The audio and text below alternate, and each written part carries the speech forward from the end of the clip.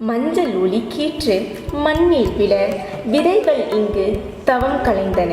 உழவர் வீசிய விதையின் வேரில் வியர்வை பூக்கள் மெல்ல வளர்ந்தன. பச்சை உடுத்திய வயல்வெளி பூமி எங்கும் பசுமையை சிந்தியபடி காற்றின் அலைகளில் அசைந்தாடி கவி பாடியது. நீர் குலைந்த களிமண் கரங்களில் மெல்ல தவிழ்ந்து கலையென அழகும் தந்தது. பச்சரிசி சுமந்திட மண்பானை என வடிவமும் கொண்டது. களிமண்ணோ இங்கு கலையாச்சு, கைப்பட நல்ல பானையும் உருவாச்சு.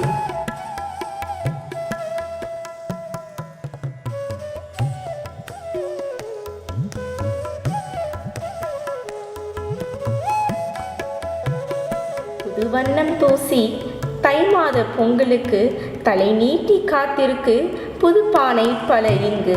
காருலாவும் பொழுதொன்றில் பொன்னிற நெல்மணிகள் வெண்ணிற வண்ணம் கண்டு விற்பனைக்காக கடைவீதி வந்து சேர்ந்தன. கைமாறி இடமாறி போகும்போது அதற்கான பயணம் தடமாறி போக, அதற்கான பாதைக்கு அதற்கான பயணத்துக்கு அதற்கான வாழ்வுக்கு பொருள் வந்து சேர்ந்தது.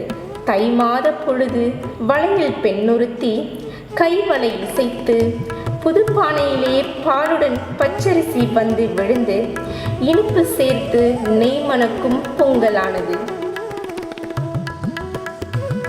ஒரு முறை வாய் நிறைய அள்ளி ருசித்து உறவுகள் கழித்து தித்திப்பாய் கொண்டாடுவோம் தை மாத திருமகளை.